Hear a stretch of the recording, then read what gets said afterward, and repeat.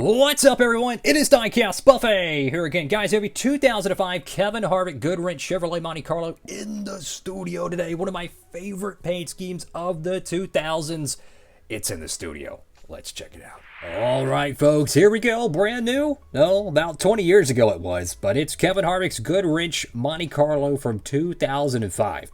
You know, surprisingly, this is the only variant of this paint scheme I actually have in my collection. I really need to get more of them. Like, I want the 04, the 03, the 05, you know, 06. They actually made a 2006 variant. Good luck finding it because I freaking want it. But anyways, I love this paint scheme. It is one of the more interesting cars of the 2000s, and it's one of the most difficult ones because the red on the car is supposed to be fluorescent. Like, if you shine it in sunlight, it's going to pop. And then you have the silver all around the car. Fabulous. I mean, absolutely fabulous job by Action Winter Circle getting this diecast made. I mean, they literally knocked it out of the park, man. So this was a part of a 20-year promotion or anniversary promotion they did in 2005, where they ran a bunch of vintage RCR paint schemes. Like, I say vintage, but yeah, they ran like the Wrangler car. I think they ran in 04, right? But I know in 2005 they ran a couple of special paint schemes. I think they ran like a Quicksilver car.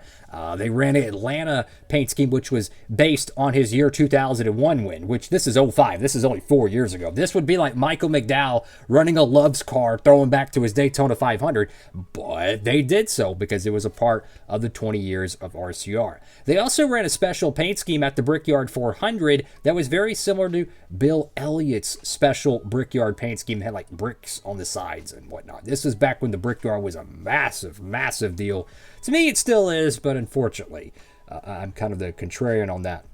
So we got Goodwrench right there, 20 years with the RCR font. That's pretty cool. Got your bow tie right there, number 29. Look at the front of that car. Oh my goodness. So the bottom valence looks a lot like a raced version because, you know, it has like that valence tape. But I do believe it is fluorescent. I don't have sunlight in my studio to test that, but that's besides the point. I mean, I could shine it on there pretty close. You can see how bright that is. To the naked eye, I don't know if it's fluorescent, but it's certainly pretty darn bright. Got Monte Carlo right there with the silver. Oh, these 2000s paint schemes, man, were just absolutely amazing. Clavite, Cup, Edelbrock, Sunoco. We're on the left side of the diecast. Now, you see that spot on the door? I want to say I've had that spot on the car since I actually got it. Probably early 2006 or mid to late 2005. I remember when I opened it up, I think there was a defect on it. I could be tripping on it, so that one might not be my fault. Obviously, this car is used. You can see pretty substantial amount of scratches on it, unfortunately. But hey, it's in a lot of Duralast Cup style racing back in the 2000s. It's got Goodwrench right there, Sylvania. Got Safety Clean, Gillette Young Guns. Snap-on Duracell number 29. Nextel Cup Series, Bootleg Bud Pole Award. McDonald's Powerade. Mechanics Wear, Gillette Mach 3. Jessel Autometer Holly. Mobile One. I don't know why the mobile decal looks a little bit goofy, but it does. USG, 3M, and EA Sports. Got Goodyear right there. Kevin Harvick, Coca-Cola, Reese's. I think that's I don't know what the heck that is. It's some type of GM card promotion. And then you have Team Realtree. Go to the back panel of this diecast, and if this doesn't give you nostalgia from like NASCAR 06, NASCAR 05, I don't know what will. Got Goodwrench.com, number 29. Look at that clear coat. Wow, that's shiny. Got the Okuma decal and that red bow tie. I mean, I love the little tear pattern, man. Tony Stewart had a paint scheme like this. Bobby Labonte had a paint scheme like this. And, of course, Kevin Harvick did as well. One of my all-time favorite paint schemes. Like legit, if someone wanted to come back and run verbatim this exact paint scheme every week, I would be okay with it. It's one of those paint schemes I never will get tired of. It's like the DuPont car for the 2000s. The Sterling Marlin's Coors Light car. I'll never get tired of it, man. It's just perfect. So go over to the right side of the diecast, and 2005 was an interesting year for Kevin Harvick. You know, a lot of people will think of Harvick, they're like, oh, he's a first ballot Hall of Famer and all that. And yes, he's 1,000% a first ballot Hall of Famer, but people forget his 2004 and 2005 years. He went winless in 2004 and had one win in 2005, and that was at Bristol, the spring race in this paint scheme.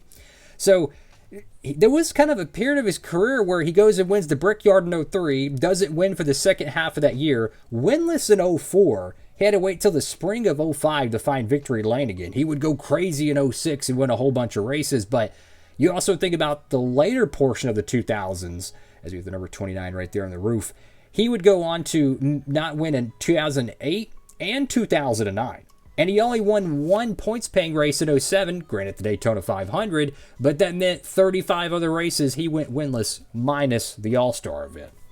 So my point is, Kevin Harvick, if you were to look at his statistics in the 2000s, you would have never thought he would have, what is it, like 60-something wins, right? But he, like Martin Truex Jr., as he got, older in his career, he got better, right? I mean, Martin Truex Jr. had, one win? Yeah, he was a rookie in 06, so he had one win in 07, 08, 9, 10, 11, 12. Yeah, like one win in 5 years. No one truly thought Truex would be a guy to go out there and win like 40-plus races, a championship, Coke 600s, all, just crazy stuff. So Kevin Harvick's 2000 era was completely different than his 2010s era. And wow, what an iconic paint scheme. We've actually seen a couple of throwbacks to this paint scheme as well. I can't remember the drivers right off the top of my head, but someone ran an Xfinity throwback, and then someone ran a truck throwback. That was more of a Ron Hornaday throwback, but you get what I'm trying to say. I don't think any of the Cup teams have done the Kevin Harvick Goodwrench car. And I'll end the video on this. The fact that Kevin Harvick never ran a paint scheme to this, like a throwback, blows my mind. They've ran the Atlanta car so many times, I feel like, right? I really, really, really, really, really, really wish they would have ran this one. And I say they ran the Atlanta car so many times. They only ran it like 2 times his whole career, I think. That's all for now, fellas. Thank you all so much for watching the video. Make sure to like, comment, and subscribe. What a fantastic diecast. Absolutely recommend it. There's different variants of this car, I think. Like they have a GM card version. Shout out to Original Big Bro. I think he did a diecast review on this, like I think it was months ago or a year ago, something like that. And it was the GM card variant. And I want to say one of the decals were different on there. So that was something cool that Childress had, where they would have kind of a alternate version of their paint scheme that you could check out, and it would have like a GM card logo. Steve Park, or was it Jeff Green? It was a 2003 30 AOL car. I think it was. I can't remember which one, because they, drivers changed and all that stuff. Depends on the diecast was produced. But they had one similar to it, and it said GM card on there. So that's kind of interesting. Makes me wonder, did they ever do a Robbie Gordon one? Because I still want a 2004 Robbie Gordon diecast. Enough of me yapping. Thank you all for watching this diecast review. Have a blessed one. Diecast Buffet, signing off.